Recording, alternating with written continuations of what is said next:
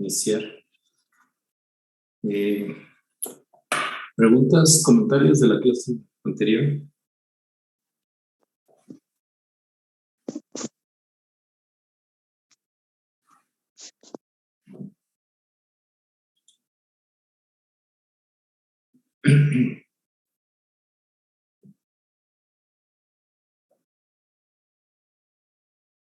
Creo que no, como dice Omar.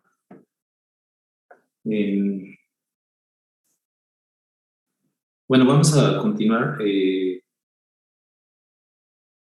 Antes de entrar a la parte de que, bueno, ya vimos lo que son las reacciones dependientes de luz. Pero bueno, antes de entrar a lo que es la parte de fijación de carbono, vamos a ver una primera parte de cómo se está tratando de mejorar, digamos, la fotosíntesis. Yo les había comentado que el proceso de fotosíntesis, como lo vimos, e incluso muchos de los procesos que hemos visto que han ido evolucionando hasta llegar a las plantas, que digamos son los organismos más eficientes en hacer la fotosíntesis, y son los más eficientes porque incluso pues, son los que producen la mayor cantidad de lo que se conocen los fotosintatos, que son pues, todos los carbohidratos que pueden producir.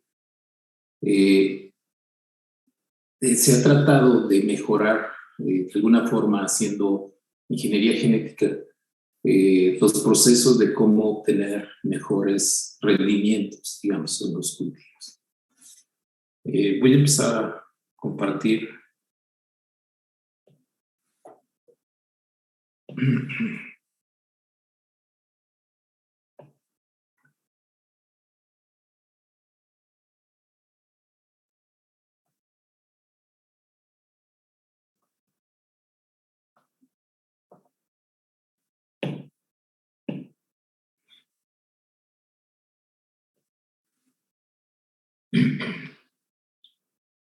Nos habíamos quedado en esta parte donde habíamos visto los posibles efectos. De hecho, si me regreso una antes, cómo incluso las mismas plantas han utilizado o utilizan métodos o han evolucionado en el proceso de Recording in progress. Para poder evitar que haya un daño mayor cuando hay demasiada luz. Veíamos que en muchos de los casos los cloroplastos tienden a moverse, por ejemplo, como dice aquí, se mueven a los lados, e incluso no solamente se van a los lados pegados a la membrana celular, sino que empiezan a moverse, tienen cierto movimiento. Que, bueno, ese movimiento, digo, no es que ellos mismos se muevan, sino que son transportados por una proteína a través del citoesqueleto, ¿sí? Y también vimos que, bueno, hay algunas plantas, por ejemplo, esta planta, Arcostáfilos, la cual sus hojas tienen una orientación muy peculiar, que ya que están casi verticales en algunos casos, lo cual evita a veces o hacen incluso las funciones de tener mayor sombra, ¿sí? Sobre todo cuando tienen demasiada luz. Estas plantas se le conocen como manzanita, tienen esa función de crecer de esa forma para hacer más sombra, sobre todo cuando tienen mucha radiación. Estas crecen en montañas como arbustos y pues, reciben mucha radiación solar. Decíamos que el eucalipto también, sus hojas se van reorientando dependiendo de la intensidad de luz. Es decir, si tienen cierto movimiento que no alcanzamos a determinar. Y en algunos casos, por ejemplo, la selaginela pues, es un poco más drástica, en el sentido de que cuando hay mucha radiación solar y poca humedad, entra en un proceso de hibernación donde parece que es un pasto seco, como si ya estuviera muerta, pero en cuanto llega humedad y baja radiación, empieza entonces a crecer y a ponerse verde. Entonces tienen diferentes procesos para evitar, digamos, una alta radiación solar. Y en general, cuando vemos todos los procesos de estrés que tienen las plantas, pues vemos cómo se han ido mejorando estas capacidades y cómo han ido evolucionando las plantas. Y bueno, nosotros podemos aprender en parte de esos procesos para poder tener una capacidad mejor de captación solar y de mayores rendimientos. Sobre todo cuando lo pensamos en los cultivos, en las plantas cultivadas. Ustedes saben más o menos como cuántos alimentos o cuántas especies está basada la dieta humana. Así tienen como una idea, como cuántas especies creen que consumimos, las que son principales, digamos, ¿no? En el caso de cultivos, como cuántas especies que son cultivadas creen que nosotros consumimos. Un número así, que se les ocurra.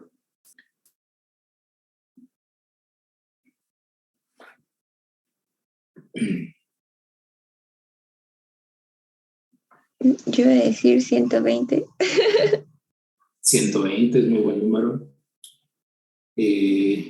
Oscar dice 200, Naomi 50.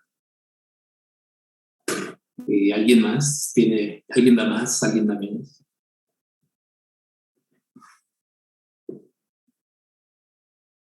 Bueno, vean, la idea es más o menos como que arriba de 50, ¿no? Son muchísimas las especies que usamos para que consume el humano. Sin embargo, las principales, es decir, las que aportan la mayor cantidad de consumo o que son más consumidas, son alrededor de 12 especies. O sea, nuestra alimentación como humanos está basada al menos o en un número muy bajo, ¿sí? Son alrededor de 12 especies, empezando con el maíz, el trigo, algunas especies. Pregunta Paulina si cuando las hojas de una planta son muy grandes necesita menos luz. Bueno, ahí el que las hojas sean grandes, si te fijas, es una adaptación de muchas plantas tropicales específicamente. Cuando nos movemos en las latitudes, las plantas que están más hacia los polos tienen hojas más pequeñas por el frío para evitar que estén liberando demasiado calor. En este caso, las hojas más grandes pues, son de plantas más tropicales, que a veces sí requieren competir. Sobre todo las plantas que tienen hojas más grandes son las que están en la parte baja, digamos, en lo que se conoce como el sotobosque en un bosque, sería la parte más baja. Y precisamente tienen esas hojas más grandes porque están, digamos, a la sombra de otras plantas y requieren entonces una mayor captación de luz. No es que requieran menos luz, sino que más bien aumentan su área para tener mayor capacidad de captar la energía solar. Y eso es parte también de lo que vamos a ver, de cómo podemos mejorar la capacidad fotosintética de una planta. En este caso, como les decía, si nuestra dieta está basada en muy pocas especies, en muy pocas plantas cultivables, existe un cierto riesgo de que si alguna planta de pronto tuviera una enfermedad letal, como pasó ya en el pasado, en algunos pueblos, no sé si acuerdan o han oído hablar de la gran hambruna que hubo en Inglaterra, en Irlanda, en estas zonas que eran muy dependientes su dieta de las papas. Exacto, como dice Omar, esta gran hambruna que existió fue porque un hongo empezó a atacar a las papas, y como las papas eran cultivadas y eran cultivadas por medio de, de reproducción asexual, es decir, eran, sembraban un pedazo de papa y luego cortaban una papa y la sembraban, y entonces eso hacía que fuera un solo organismo que estuviera multiplicado muchas veces por reproducción clonal. Entonces, cuando llega el hongo, no hay mucha variabilidad y lo que hace pues, es arrasar con los cultivos, y todo dependía, toda su dieta dependía del cultivo de papa. ¿Sí? Entonces, esa dependencia nos pone en alerta de que, bueno, ahora nosotros no dependemos específicamente solo de la papa, pero sí dependemos de muy pocas especies. ¿Sí? No así como las 200 que decíamos, o 50. Que alguna de las ideas es ir moviéndose hacia allá hasta a empezar a hacer cultivos de otras especies, mejorar especies. Y una de las opciones que se tiene pues es mejorar la fotosíntesis de las plantas que ya se están cultivando. Entonces, si nos basamos en lo que hemos visto en las clases anteriores, pues hay varias opciones que pudiéramos mejorar. ¿Alguien de ustedes se le ocurriría cómo mejorar la fotosíntesis?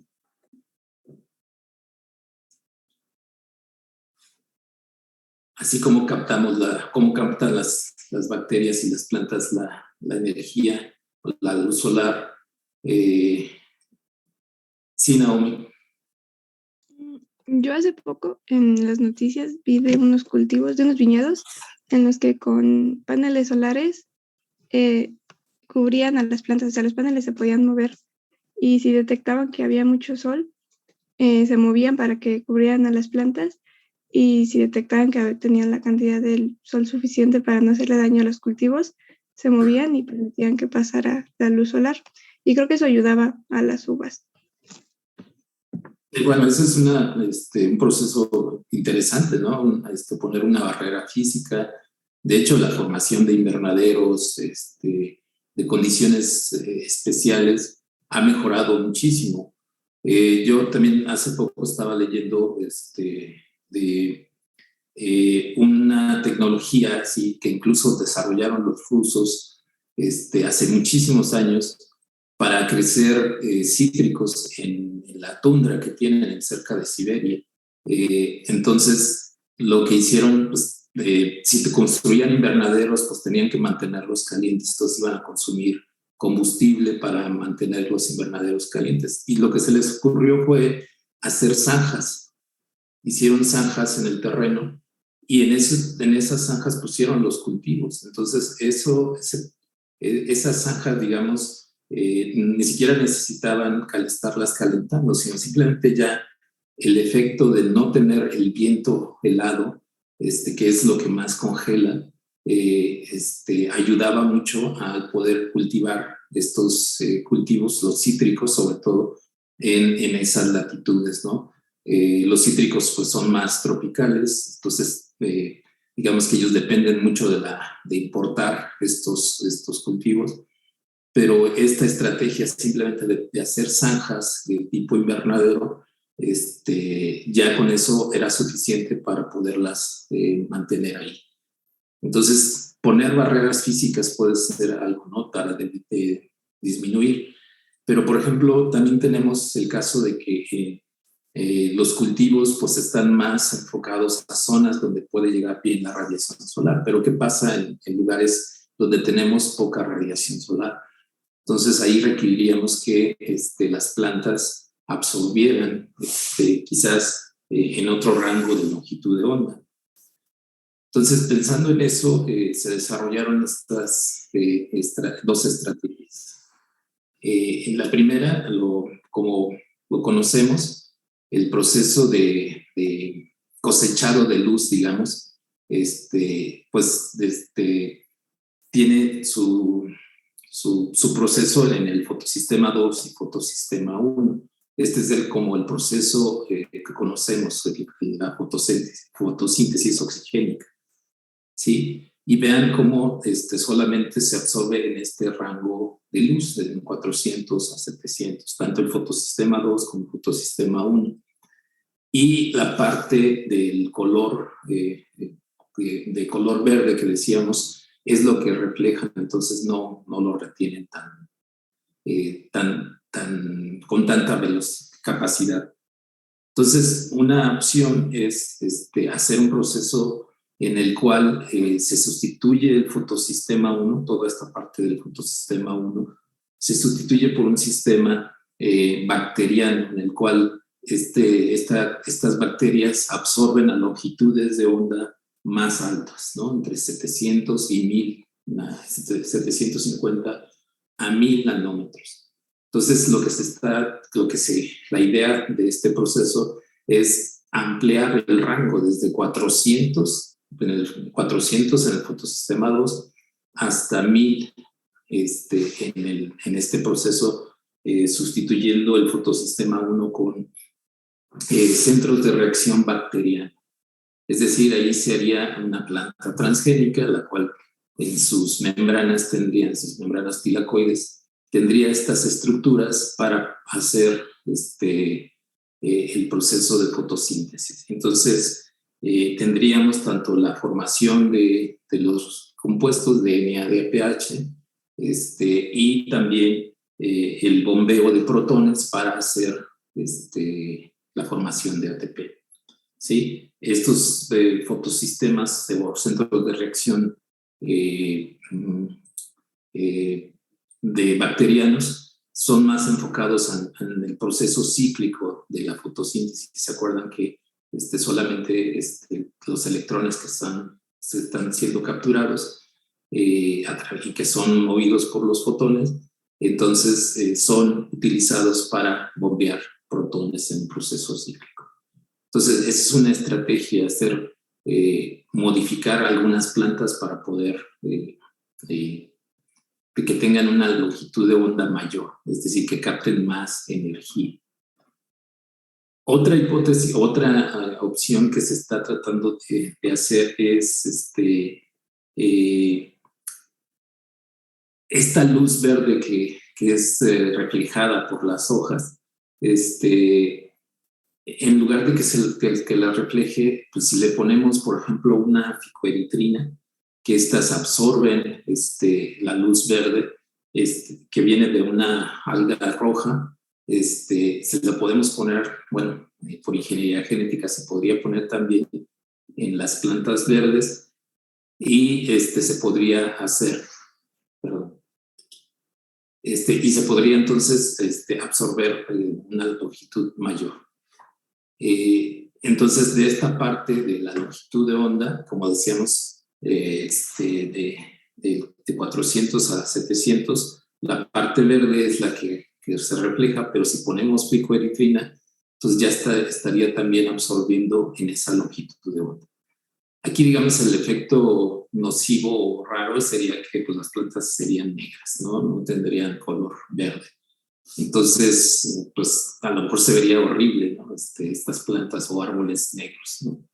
Pero bueno, sería como algo pues contraproducente en esta parte.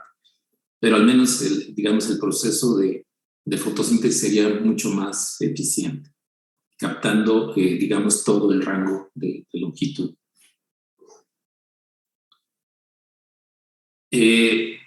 También se ha visto que, por ejemplo, se pueden cultivar las microalgas para obtener biocombustibles. Esto ha sido un proceso que se ha desarrollado desde hace muchos años, tanto para obtener, les digo, biocombustibles como aceites que pueden ser utilizados como combustibles. Lo que se ha visto es que bueno, en estos paneles donde se cultivan las microalgas, pues muchas veces las algas que están al interior, por ejemplo aquí se ve bastante oscuro, pues no les llega suficiente luz. Entonces un método que se les ocurrió fue, si este es el fotosistema de una cianobacteria, perdón, de esta cianobacteria, lo que hicieron fue cortar o modificar haciendo una mutación. Se le quitaron los sistemas de captación de luz. Entonces, los sistemas cosechadores. Entonces, lo que pasaba es que si estaban presentes, pues absorbían la luz y entonces generaban mucha sombra para las plantas que están, digamos, en los paneles traseros, ¿no? Entonces, si no tenían demasiado espacio, es decir, para que llegara la luz suficiente, pues lo que hicieron simplemente fue, con estas transformantes, quitarles los sistemas de cosecha, y entonces eso disminuye la absorción de luz, y entonces ya puede llegar suficiente luz a la parte de atrás. Y vieron que funcionaba. Entonces, estas cianobacterias ya podían producir más biomasa.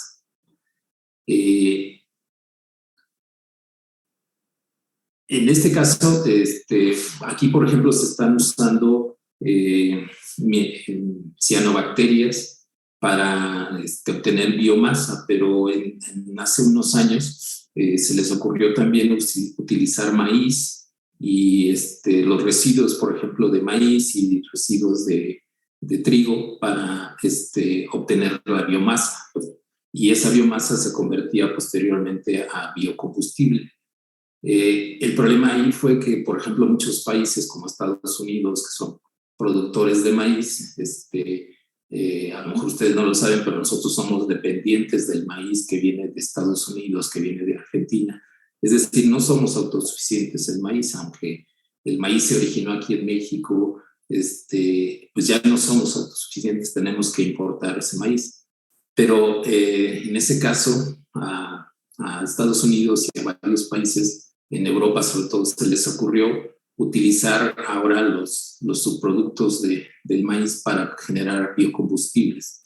Y eso disminuyó entonces la exportación de maíz y en nuestro caso la importación. Y entonces se presentó un problema, una crisis alimentaria en la cual, bueno, a lo mejor ustedes no se acuerdan, pero hubo una escasez de maíz y entonces se tuvieron que ver de comprarle a otros países y hubo algunos problemas. Entonces, si se fijan, cualquier pequeña modificación puede afectar drásticamente. Entonces, en ese caso, la decisión de algunos países de usar el maíz no solo para consumo humano, sino para hacer biocombustibles, también afectó, digamos, la economía de otros países. Entonces sí tenemos que tener muy claro esa dependencia que tenemos de nuestros alimentos. Si aplicáramos nosotros este proceso de disminuir, por ejemplo, la sombra que producen los captadores de energía, se les ocurrió, por ejemplo, diseñar algunas plantas en las cuales sobre todo cuando, por ejemplo, una planta de maíz, la luz llega bastante bien a la parte de arriba, pero a la parte de abajo, si se fijan, pues no llega suficiente, ¿no? Llega con menos energía por la sombra misma que producen el campo de cultivo. Entonces, ahí una estrategia es un poco similar a lo que se vio con las cianobacterias. La idea era disminuir el número de cosechadores, de estructuras cosechadoras de luz en las células que están en la parte alta, y eso entonces permitía que la luz pasara lo suficiente y en la parte de abajo tener estructuras que capten más energía, ¿sí? Entonces ahí se tiene que jugar, por ejemplo, con la disponibilidad o la disposición en donde se van a expresar estas estructuras, ¿no? Entonces sí se puede hacer, ahí digamos, se puede diseñar una construcción de un gen tejido específica. Entonces las células de las hojas que estén más arriba, en la parte de arriba, que tengan menos cosechadores, y las partes de abajo que tengan más cosechadores. Es lo mismo que comentábamos con las plantas que están a la sombra de de árboles muy grandes, tienen que aumentar sus hojas para captar más luz. Pero cuando esas mismas plantas las ponemos a la intemperie, es decir, sin esa sombra, se pueden dañar, ¿no? Porque tienen demasiados cosechadores. Entonces, es más o menos el mismo principio, pero en este caso es para los cultivos. Es decir, que la luz llegue más homogénea a toda la planta y eso entonces haga que la planta crezca más, se obtenga más biomasa, que en este caso, como veíamos, la idea era que se obtuviera más biomasa para hacer más biocombustibles.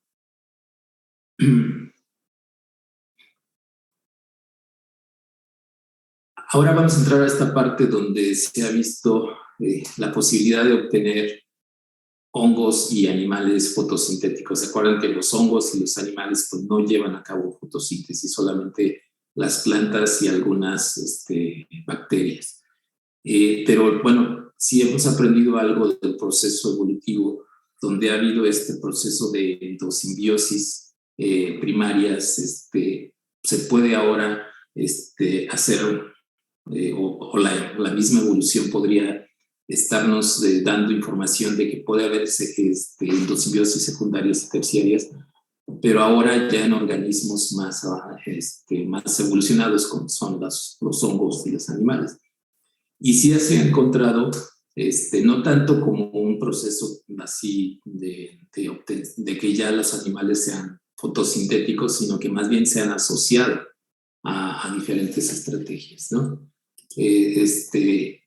Se han asociado pues en este caso, a algunas plantas o a algunas bacterias para obtener energía a través de la fotosíntesis.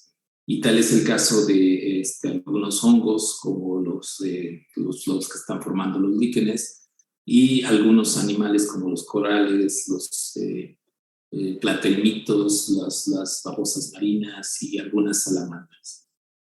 Vamos a ver entonces algunos ejemplos.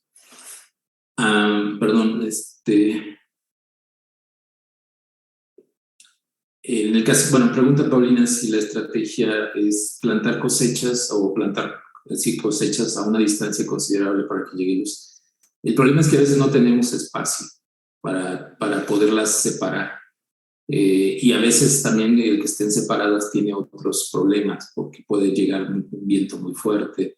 Y entonces el que estén juntas tiene sus ventajas. La desventaja es que no les llega tanta luz. Entonces por eso se ven esas estrategias de que llegue, de que la parte de arriba tenga menos cosechadores de luz y la parte de abajo tenga mayor número de cosechadores de luz. ¿Sí? Pero a veces te digo, el espacio es un problema, no tenemos suficiente espacio. Aquí acuérdense que la tierra cuesta, ¿no? Entonces tener grandes extensiones a veces es un problema, sobre todo porque se tiene que deforestar una zona para tener mayores campos de cultivo. Entonces eso también es un problema tanto ecológico como económico. Bueno, vamos a ver los ejemplos.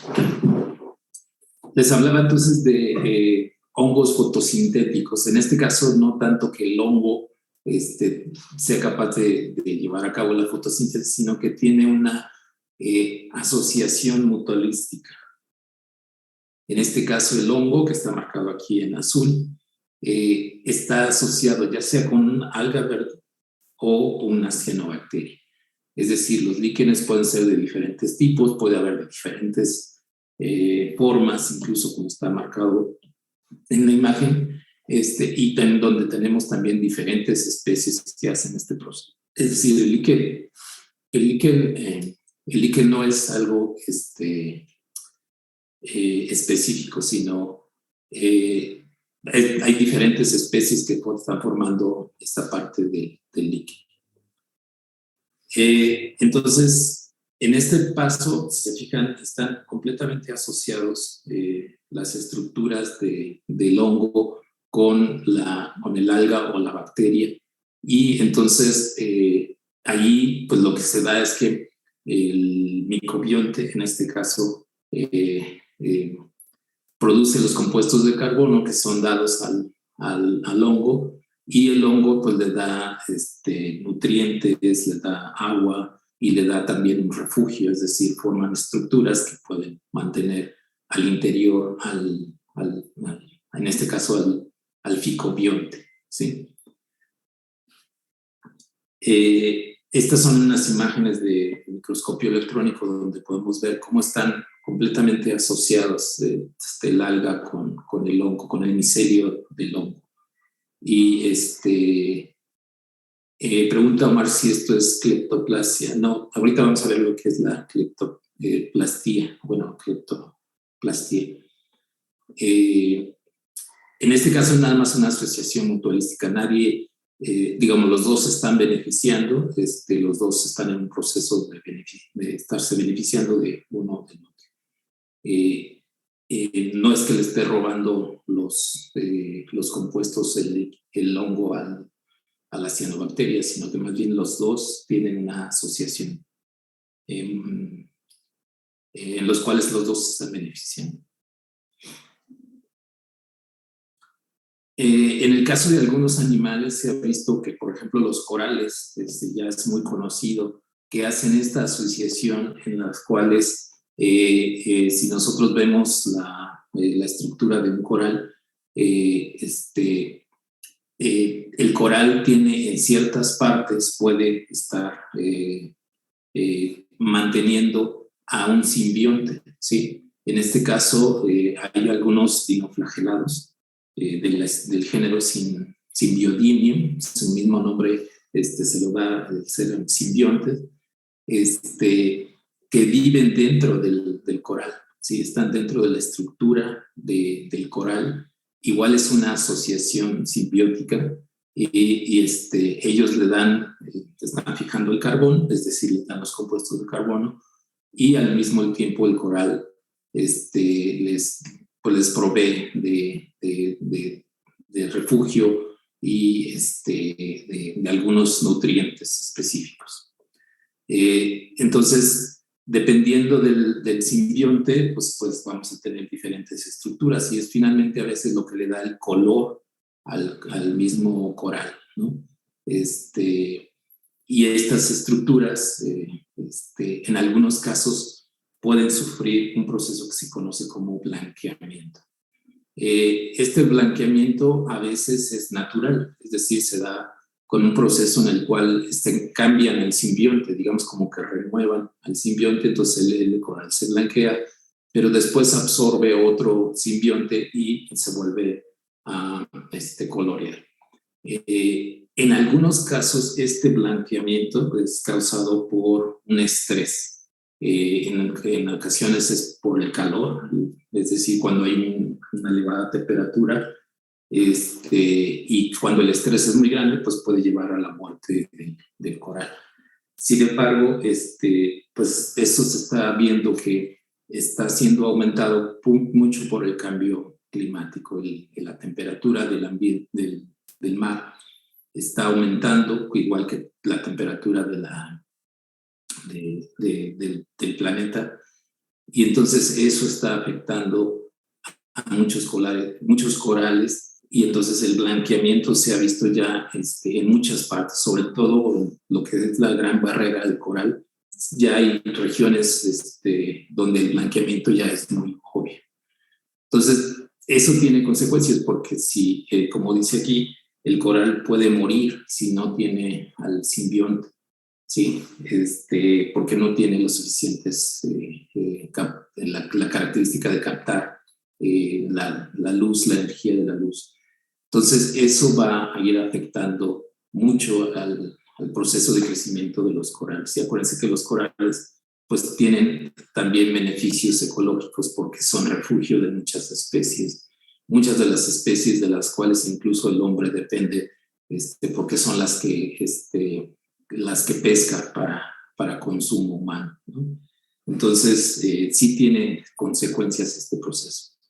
Pero bueno, está basado en esta capacidad de los corales de hacer esta simbiosis.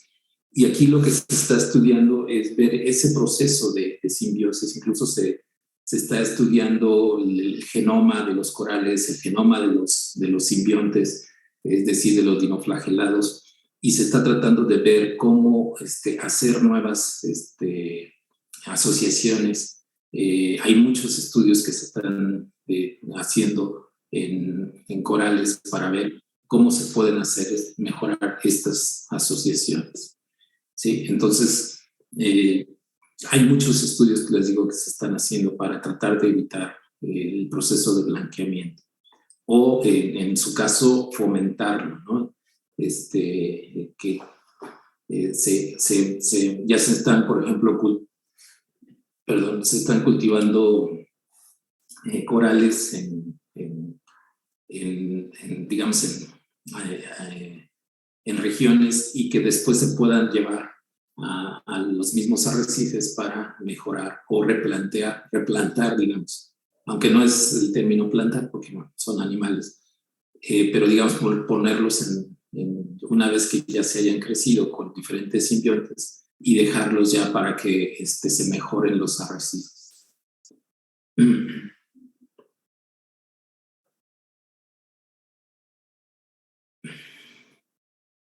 Aquí. Esta es otra estrategia de un organismo, en este caso es un gusano. Este gusano, ya dentro de su ciclo de vida, tiene la capacidad de, por ejemplo, desde cuando están en embriones, cuando se liberan, se produce el juvenil, que no tiene, en este caso, la asociación con el alga.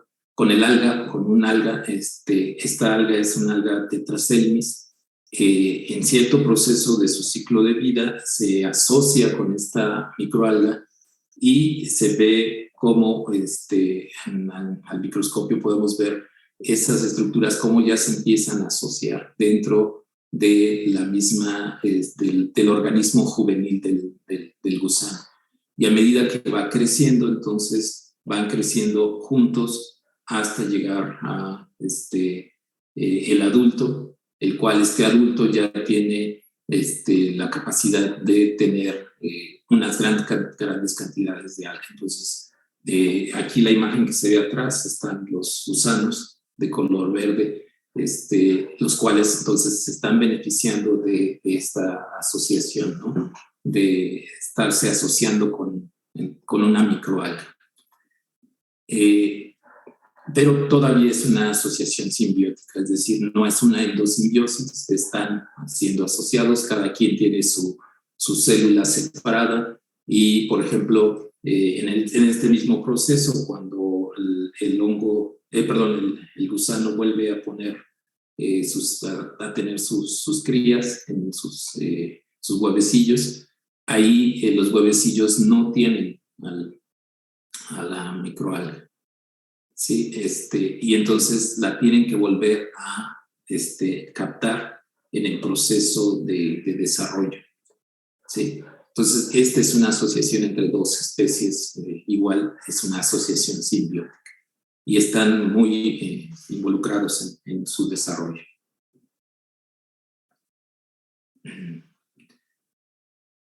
E incluso, bueno, en este caso estamos viendo aquí el ejemplo de una salamandra, la que se le llama salamandra manchada, es una ambistoma, la cual, en este caso, cuando se produce el huevecillo de la salamandra, ya está asociada a una alga, en este caso del género Ophilia, la cual vive ya dentro del huevecillo y cuando crece, entonces, cuando está en proceso de crecimiento, ya se le ven ahí los puntitos donde está ya desarrollándose el alga en la misma piel de la salamandra. En este caso, pues el alga la provee con oxígeno y compuestos de fotosíntesis. Y el animal, digamos que le provee compuestos de nitrógeno, ¿no? de su mismo excreción. Entonces, aquí, en algunos casos se considera ya que podría ser como la primera evidencia de un proceso endosimbiótico, porque ya se encuentran asociadas estas microalgas, se encuentran asociadas dentro de la célula del animal. Entonces podría ya estarse considerando, todavía, digamos, no está como bien reconocido, faltan un poco más de estudios, pero ya es una endosimbiosis en proceso, digamos, ¿no? Y sería, digamos, la primera evidencia de una endosimbiosis, pero ya en un organismo, en un vertebrado, lo cual pues entonces ya podría darse que, no sé, en el transcurso de los años, a lo mejor nosotros ya empecemos a tener este tipo de asociaciones y podamos estar manchados de color verde, ¿no? Entonces, seamos fotosintéticos. Lo cual, bueno, pues es todavía muy teórico, pero digamos que ya hay evidencia de estos procesos de captación de energía. Este ya es lo que mencionábamos como cleptoplastía, que es el robarse de los plástidos. En este caso lo hace una babosa marina del género Alicia. Esta babosa, se fijan, es de color verde porque lo que hace es consumir a una microalga del género Baukeria. Esta Baukeria pues crece en el mar y la alga se la come y los plástidos, digamos, los cloroplastos, no los digiere por completo, sino que los absorbe. Entonces, en este proceso, lo que le está quitando son los cloroplastos y los está absorbiendo y los mantiene entonces en sus células. Y ahí las almacena. Entonces, lo que hace entonces es comerse al alga, destruir todo lo demás, las células, y solamente los cloroplastos se los roba y los mantiene en sus células. Entonces, en este proceso no es que haya evolucionado junto con el cloroplasto este animal, sino que lo que hace es robárselos a una microalga. Entonces, este proceso sí se conoce así como cleptoplastía, ¿sí? Y pues este robo, digamos, tampoco se reconoce como un proceso de endosimbiosis, porque aquí la baukeria no se está beneficiando, sino simplemente la babosa de mar está consumiendo y está absorbiendo los cloroplastos. ¿Sí? Entonces, estos cloroplastos pueden durar un tiempo en estas células, pero después se desintegra. Y entonces tiene que seguir consumiendo para volver a tener cloroplastos en sus células. Sí, pero entonces esto es a lo que le llamamos entonces cleptoplastía, porque ahí sí está robando los plástidos.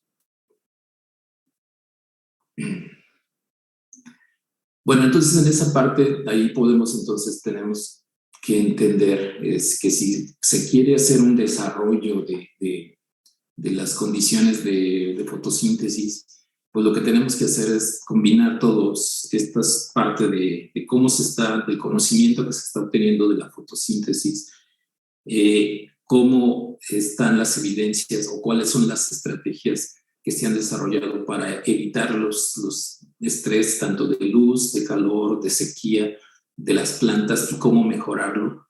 Y eso entonces nos permitiría desarrollar nuevas plantas con mejores capacidades. Entonces tenemos que integrar todo este conocimiento, ¿no? Y entonces ya cuando veamos en la siguiente clase cómo es el proceso de fijación de carbono, también ahí vamos a entender cómo podemos mejorar ese proceso de fijación de carbono.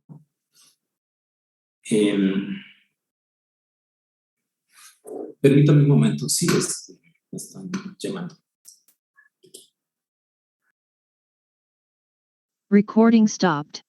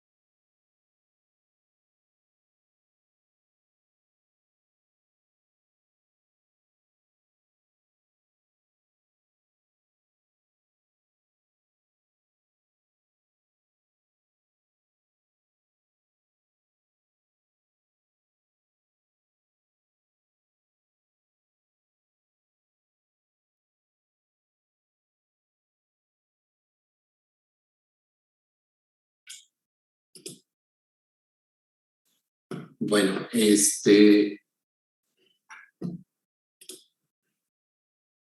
¿alguna pregunta o comentario de lo que vimos?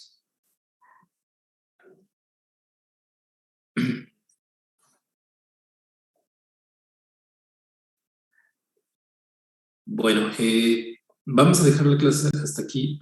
Bueno, tengo que hacer unas cosas, pero de todas maneras aprovechen para hacer la actividad que les dejé. Acuérdense que se termina hasta el miércoles, pero bueno, no la dejen hasta el final. Vayan leyendo el libro que les dejé ahí en el aula. Y de todas maneras, pues nos vemos el lunes para ya empezar con las reacciones de fijación de carbono y avanzar con esta unidad. Entonces, bueno, si no hay preguntas o comentarios, pues nos veríamos el lunes.